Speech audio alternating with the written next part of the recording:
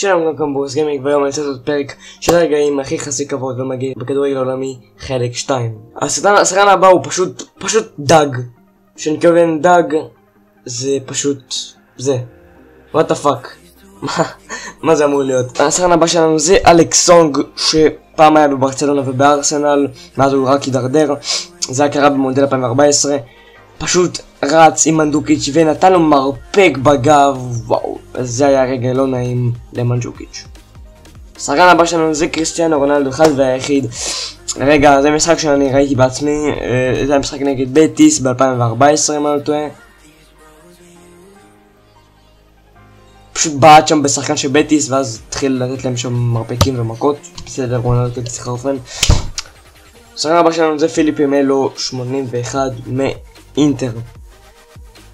זה היה רגע די מטורף, אתם תכף תראו מה הוא עשה, זה רגע מטורף לגמרי. הוא פשוט נותן מכה עם הרגל בפנים של השחקן, what the fuck, לביגליה בפנים, זה היה לא נעים. השחקן הבא שלנו זה פיליפ לואיז, זה היה רגע על מסי, נתן לו שם מכה קטלנית לרגל, וואו, זה היה מטורף. השחקן הבא שלנו זה חימנז. לא מצאתי חימנז המקורי, נסתפק בחימנז הזה.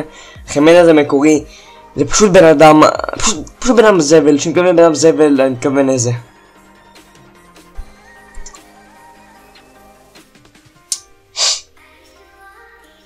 what the fuck. למה נתנו לו אדום? שפשוט היו זורקים אותו, פשוט היו מפיעים אותו מהכדורגל. מה אתה עושה? למה אתה זורק כלב הוא גם זרק כלב מחוץ לאצטדיון וגם הכלב נפגע, זה מטורף לגמרי. השחקן הבא שלנו זה מבודהי נראה לי, משהו כזה.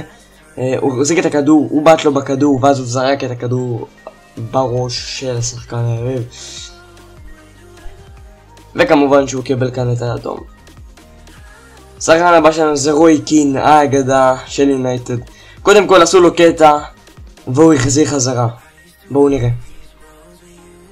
וזה מה שרוי קין עשה, פשוט נתן לו מכה קטלנית לרגל. תור להתעסק עם רוי קין. השחקן הבא שלנו הוא טורקי, בעיקרון הוא מגן ימני מהליגה הטורקית.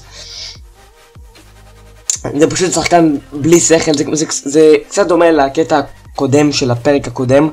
הוא לקח כרטיס אדום מהרצפה ופשוט הוציא לשופט כרטיס אדום, כאילו הוא עשה אדום לשופט, וואט? אוקיי, בסדר.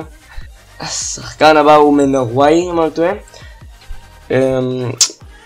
זה פשוט אני לא יודע איך להם, לא יודע מה להגיד על זה, כאילו what the fuck. פשוט לקח לו את היד והפיל את עצמו, הפיל אותו, וזה קצת היה מוזר, אני יודע איך להסביר לכם בדיוק. סתם נפל. וסטפנקו הזה, what the fuck, מה אתה עושה, איזה מכה קטלנית. וזאת הייתה הקבוצה שלנו. אם אהבתם, אני אשמח אם תתנו לייק ותרשמו לערוץ אם עוד לא נרשמתם ואתם רוצים להתעדכן בכל פעם שעולה סרטון חדש. סרטון די קצר, ויאללה ביי אנשים, יאללה ביי.